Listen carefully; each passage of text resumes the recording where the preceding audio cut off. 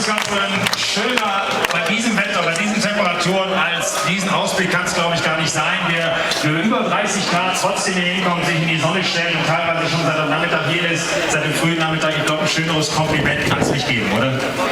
Nee, also das ist toll. Ich danke Ihnen, dass Sie nicht irgendwo im Swimmingpool oder im Bad liegen, sondern hierher gekommen sind.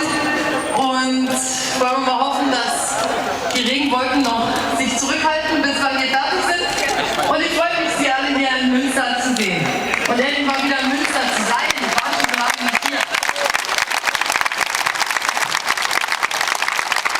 Und ich persönlich finde, dafür, dass wir Wahlkampf haben und dafür, dass Sie auch noch was anderes zu tun haben, als auf den Wahlkampforten zu sein, wirken Sie sehr entspannt. Darf ich fragen, was Sie heute schon hinter sich gebracht haben beim Programm? Na, heute hatte ich ein schönes Programm, weil ich fast den ganzen Tag unterwegs war.